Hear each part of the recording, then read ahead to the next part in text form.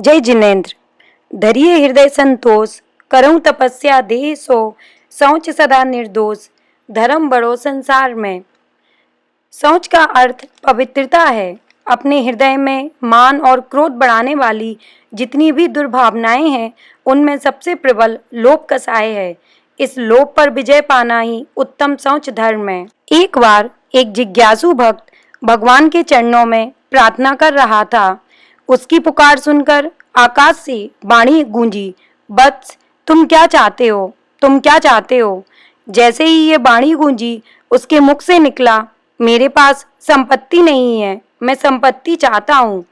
तथास्तु की आवाज आई, उसे संपत्ति मिल गई। फिर कुछ दिन बाद भगवान के चरणों में आया और वही गुहार करना शुरू कर दिया। फिर आकाश से वाणी गूंजी और पूछा, वत्स, तुम क्या चाहते हो?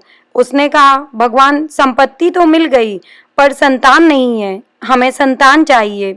संपत्ति मिल गई, संतान नहीं है, संतान के अभाव में संपत्ति का मैं क्या करूँगा, हमें संतान चाहिए।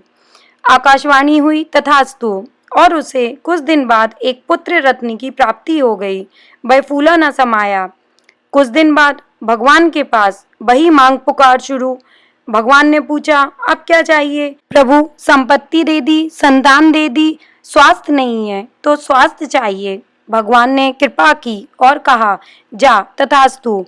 वह स्वस्थ भी हो गया। स्वस्थ तो हो गया, लेकिन तब तक शरीर जर्जर हो गया और पांव भी लड़खड़ाने लगे।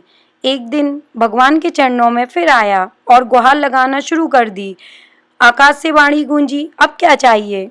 संपत्ति मिल गई, संतान मिल गई, स्वास्थ्य मिल गया, पर सत्व नहीं है, शरीर में ताकत नहीं बची, मुझे सत्वशील बना दो। भगवान ने कहा, तेरे जैसे का निसत्व रहना ही ज्यादा अच्छा है, क्योंकि तू अमर बन गया तो रोज मुझे परेशान करेगा। मनुष्य के मन की स्थिति ऐसी ही है। वह ज्यों-ज्यों पाता है त्यों तो परेशान होता है। उसे जितना लाभ होता है उतना लोभ होता है। लाभ और लोभ का खेल उसके जीवन में सारी जिंदगी चलता रहता है। बस इसी को रोकने का नाम है शौच धर्म।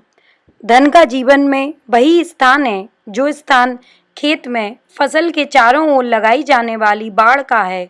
बाड़ हम इसलिए लगाते हैं कि पशु उस फसल को खराब ना करें।